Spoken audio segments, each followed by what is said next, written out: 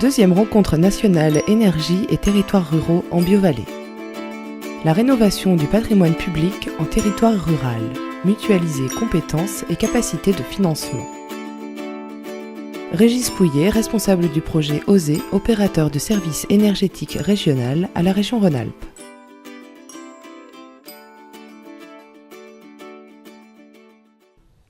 Bonjour, Régis Pouillet, donc je suis chargé de mission, chef de projet à la région Rhône-Alpes, pardon. Je travaille à la direction de l'énergie, du climat, de la santé, de l'environnement. Je vais vous présenter rapidement un projet sur lequel on travaille depuis bientôt 2 ans et qui rentre maintenant dans une phase de mise en œuvre. On espère que la société que je vais vous présenter là sera constituée fin 2012, mi-2012 pour être plus précis. Alors, c'est un projet bien évidemment qui s'inscrit dans un contexte un peu particulier, des ambitions régionales en matière d'efficacité, en matière d'énergie et de climat qui sont très ambitieuses. Donc des ambitions fortes et donc la nécessité de réfléchir, d'inventer, de trouver des nouveaux modes d'intervention pour atteindre ces objectifs. Alors, sur ce projet-là, on a de SPL OSE, d'efficacité énergétique. On a travaillé depuis plus de 2 ans. On a procédé par étapes, de manière assez progressive. On a commencé par une grande étude stratégique qui avait été confiée à un cabinet spécialisé qui s'appelait ICE pour nous aider à construire un opérateur énergétique. On n'avait pas encore d'idée très précise à ce moment-là de ce qu'on voulait faire. On imaginait plutôt travailler sur un outil dédié au développement des énergies renouvelables. Et puis en interrogeant les acteurs locaux, collectivités, producteurs d'énergie, associations industrielles, on s'est rendu compte que le premier besoin, il était plus en matière d'efficacité énergétique. Et donc on a petit à petit un petit peu réorienté notre outil. Il a fallu aussi qu'on change notre façon de travailler à la région. Donc on a notamment mis en place des groupes de travail internes dans les services de la région pour travailler sur ce projet. Parce qu'on voulait que ce projet d'opérateur il puisse servir bien évidemment pour les territoires, que ce soit un outil de la politique énergie et climat de la région, mais que ça soit aussi un outil pour nos propres besoins, puisque la région, on est propriétaire d'un important patrimoine sur lequel bien évidemment on se doit d'agir, c'est les lycées. Et donc on a dès le démarrage de ce projet associé des directions avec lesquelles on n'avait pas toujours l'habitude de travailler. Nous, direction d'énergie, donc c'est la direction des lycées, c'est la direction des affaires juridiques, c'est la direction des finances aussi, pour travailler avec eux et concevoir avec eux un outil répondant à nos besoins. Et puis ensuite, on a fait un petit travail en chambre, qui nous a permis de définir un pré-projet de ce qu'allait être cet opérateur de services énergétiques. Alors il y avait aussi une volonté politique très forte sur ce projet, notamment du vice-président à l'énergie, qui a beaucoup contribué à la définition de cet outil et à la définition d'un pré-projet qui a été présenté sur les territoires. Donc une fois qu'on avait construit ce pré-projet, on l'a pas mis en œuvre immédiatement, mais on a commencé par aller le présenter sur le territoire aux collectivités locales rhône-alpines. Donc on a organisé 8 réunions dans les 8 départements. Il y a plus de 250 communes qui ont participé. Ça a été l'occasion en fait de s'assurer qu'on ne se trompait pas de cible, qu'on répondait bien à un besoin, et puis s'assurer aussi que l'outil tel qu'on l'imaginait, il était pertinent, quoi. Voilà, donc ce travail a été plutôt positif et depuis et suite à cette présentation, on est rentré dans une phase préparatoire plus technique qui a duré 1 an, qui s'est achevée cet été. Et là, on rentre dans une dernière phase de mise en place du projet qui est une phase plus opérationnelle de constitution. Alors, autre élément toujours dans le contexte, en introduction, c'est qu'on a voulu concevoir un outil d'investissement Alors ça aussi, c'était un petit peu nouveau pour nous. Nous, on a plutôt l'habitude d'apporter des subventions, hein, à la région. Donc ce qui a beaucoup d'intérêt, bien évidemment, mais qui a aussi certaines limites. Donc là, on a voulu compléter notre gamme d'outils et constituer un outil d'investissement qui nous permette d'agir directement, d'être acteur direct de certaines opérations. Donc voilà, c'est un petit peu nouveau pour nous. Et puis ce qu'on a voulu aussi, c'est que ce projet soit partenarial. Donc que cet opérateur, cette société, on la constitue pas seul, mais qu'on la constitue avec d'autres collectivités. Ce qui est aussi une garantie que l'outil qui va être créé répond bien à des besoins, quoi. Voilà, alors 2 enjeux stratégiques auxquels veut répondre cet outil. Le premier, c'est lancer une dynamique de réhabilitation thermique. Bon, c'est des choses qu'on connaît tous, hein. On constate aujourd'hui une importante faiblesse, hein, des investissements en termes de rénovation énergétique, y compris bien sûr sur le patrimoine public. Cette faiblesse est d'autant plus forte que si on parle de rénovation énergétique globale, des opérations de rénovation qui se mettent en place, mais souvent qui ne concernent que les équipements ou que le bâtiment. On a peu d'opérations globales. On a peu d'opérations de rénovation globale. Et sur le marché, il y a peu d'offres, il y a peu d'opérateurs, il y a peu d'entreprises qui proposent des services, tout simplement, qui proposent de réaliser ce type d'opération. Le deuxième enjeu stratégique de cette société, c'est d'intervenir donc sur le patrimoine des collectivités locales. On s'est ciblé sur ce patrimoine-là. Donc cet outil ne fera que ça. Il ne fera pas du logement, en tout cas, il ne fera pas du logement qui n'appartiendra pas à une collectivité. Il ne fera pas du tertiaire privé, il ne fera pas des copropriétés, il ne fera pas du logement individuel. Il interviendra sur le patrimoine des collectivités. Pourquoi les collectivités? Parce que tout simplement, elles ont un devoir d'exemplarité, bien évidemment. Il y en a beaucoup qui veulent engager ce type d'opération. Et on considère aussi que que ça peut être une opportunité d'intervenir sur ce patrimoine-là. Ça peut être l'occasion de lancer des premières opérations de rénovation énergétique qui seront exemplaires, qui auront un effet d'entraînement et qui pourront ensuite, bien évidemment, amener d'autres maîtres d'ouvrage à lancer des opérations comparables. On s'est aussi rendu compte que les collectivités avaient vraiment un besoin d'accompagnement sur ces opérations complexes pour passer à l'acte. Et donc cet outil répond à ce besoin-là, quoi. Alors très simplement, en 4 points, donc, la société publique locale d'efficacité énergétique OSE, c'est un statut particulier. Donc c'est une société publique locale. Pour aller vite, c'est une société commerciale, une société publique locale, donc une société privée. Mais sa particularité, c'est que tous ses actionnaires sont publics, quoi. Tous ces actionnaires sont des collectivités locales, villes, départements, communautés d'agglo, et également des syndicats intercommunaux. Donc on peut retrouver des syndicats d'énergie dans une SPL. C'est une société, donc je l'ai déjà dit, qui fera que de la rénovation énergétique. C'est sa cible, qui interviendra que sur le patrimoine des collectivités, uniquement des collectivités qui sont actionnaires de cette SPL, puisque voilà, c'est une des conditions juridiques. Une SPL ne peut intervenir que pour ses actionnaires. Et puis elle proposera deux services, un service d'assistance à maîtrise d'ouvrage, un service d'expertise classique, et puis un service de tiers financement, de tiers investissement. Je vais vous présenter ça plus en détail maintenant. Donc 3 objectifs, il y a quelques redites là, excusez-moi. Donc 3 objectifs: réaliser des opérations de rénovation énergétique sur le patrimoine public, apporter une offre d'accompagnement technique, juridique et financier aux collectivités locales. Ce qui est important, c'est cette triple offre, hein, de compétences techniques, juridiques et financières.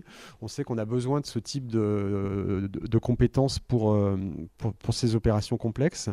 Et puis, bien évidemment, c'est de mutualiser les compétences des collectivités, mutualiser les moyens, capitaliser l'expérience qui vont être réalisées sur ces premières opérations.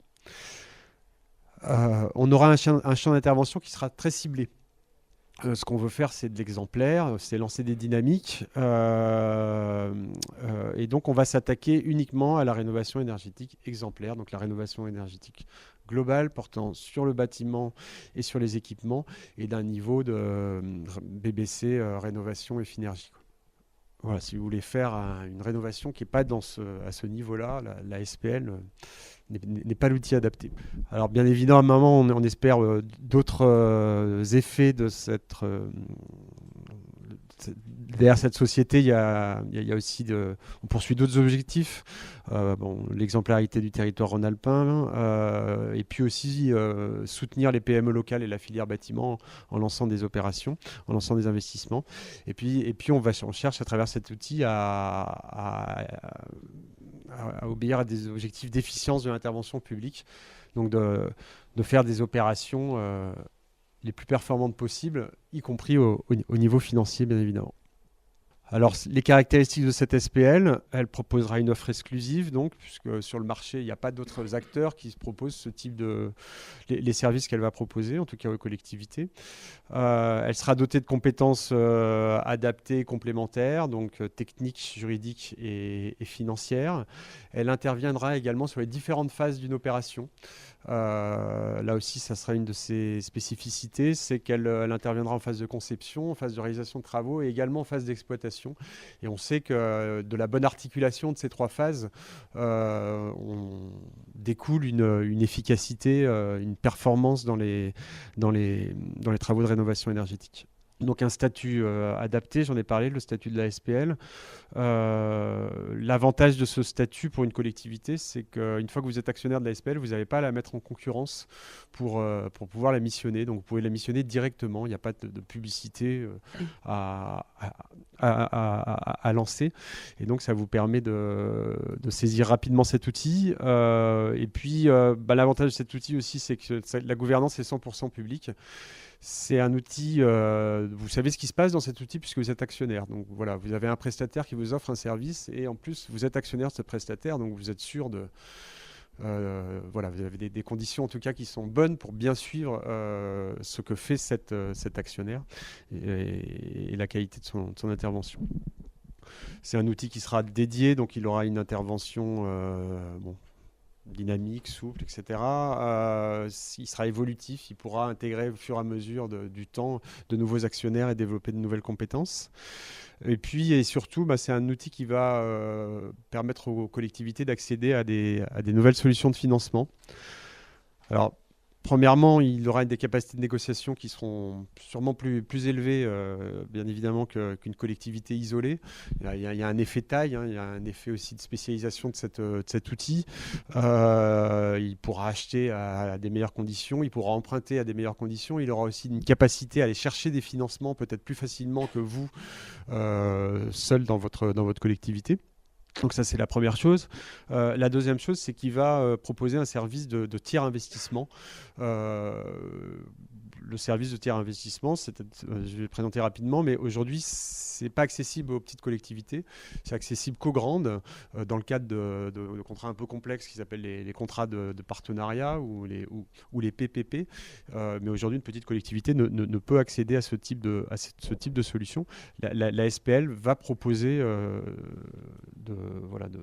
d'apporter une solution, de rendre accessible ce montage juridique au plus grand nombre. Alors, très, très concrètement, comment ça fonctionnera? La collectivité, elle saisira directement la SPL, parce qu'elle est actionnaire de cette SPL, elle pourra le faire, elle n'aura pas à la mettre en concurrence, et puis la SPL lui proposera deux services, une mission d'AMO et d'expertise. Là, on est sur des choses très classiques, sauf que la SPL sera spécialisée sur la rénovation performante. Et puis l'autre option, ça sera donc le tiers investissement. Donc le tiers investissement, c'est un contrat global où la SPL offre un service un petit peu clé en main. Elle va concevoir l'opération, elle va la réaliser, elle va l'exploiter ensuite, et puis surtout, elle va porter le financement. Donc c'est pas la collectivité qui porte directement le financement, c'est le tiers investisseur, la SPL qui le fait. Et en contrepartie, la collectivité va rémunérer l'intervention de cette SPL en lui versant un loyer pendant une durée plus ou moins longue, quoi. Voilà, donc ça a différents avantages. Ce montage-là, ça a surtout l'avantage pour une collectivité d'avoir un contrat global et de lisser le paiement de son intervention par le versement d'un loyer, quoi. Le paiement de l'investissement par le versement d'un loyer. Voilà, donc un petit schéma qui représente tout ça. On voit la collectivité qui saisit la SPL grâce à un contrat de tiers investissement. C'est la SPL qui va chercher les financements, notamment les financements publics. C'est la SPL qui va négocier les emprunts, qui emprunte pour l'opération. La SPL, ensuite, c'est pas elle qui fait, hein. La SPL, elle assemble, elle monte l'opération. Ensuite, pour réaliser concrètement les actions, elle s'appuie sur des prestataires qui sont des prestataires spécialisés, qui sont des prestataires privés, quoi. Voilà, alors il y a un montage juridique qui permet il y a un nouveau contrat qui permet ce montage, c'est le BEA de valorisation.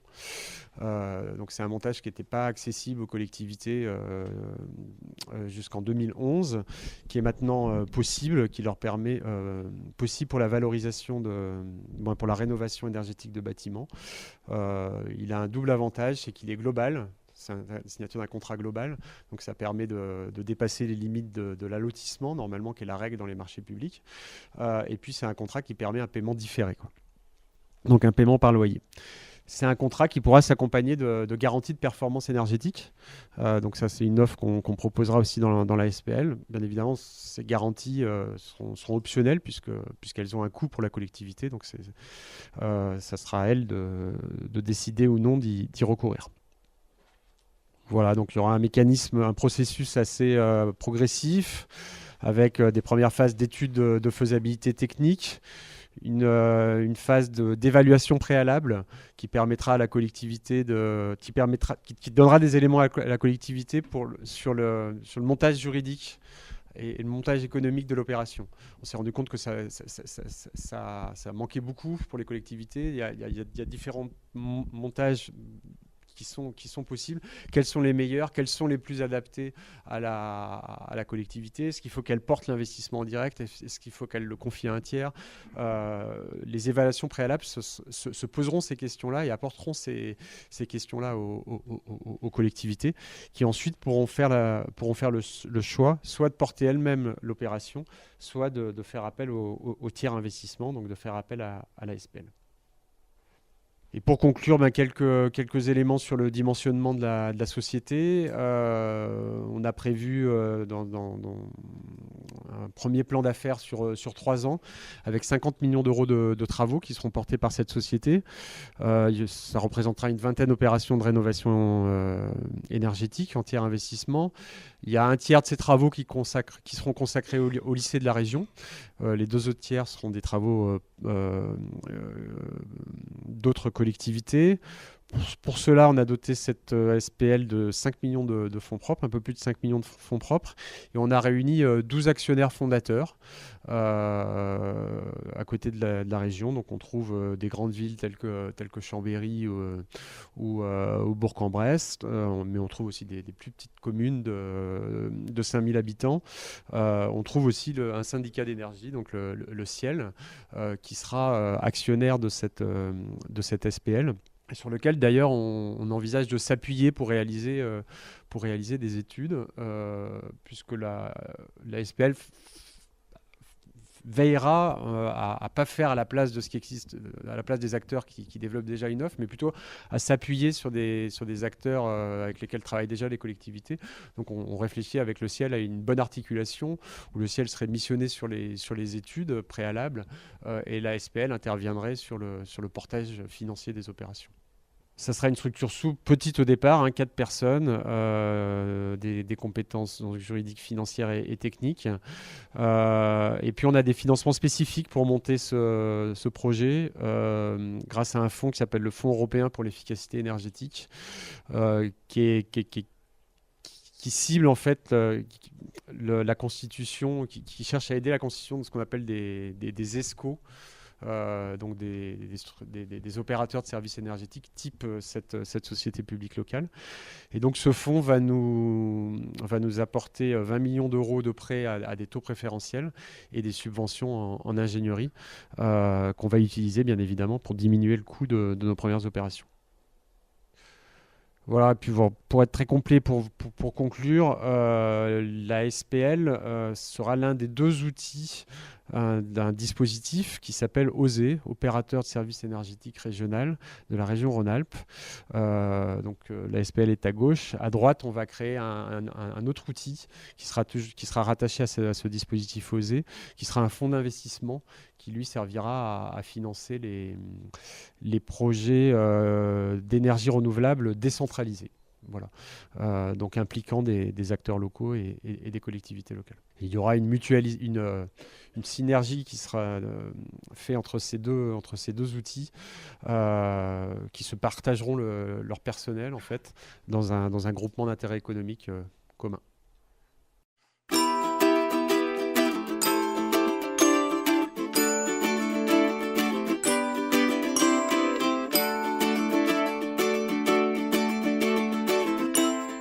Régis Pouillet, responsable du projet OSE, opérateur de services énergétiques régional à la région Rhône-Alpes. Deuxième rencontre nationale énergie et territoires ruraux en Biovallée. La rénovation du patrimoine public en territoire rural. Mutualiser compétences et capacités de financement.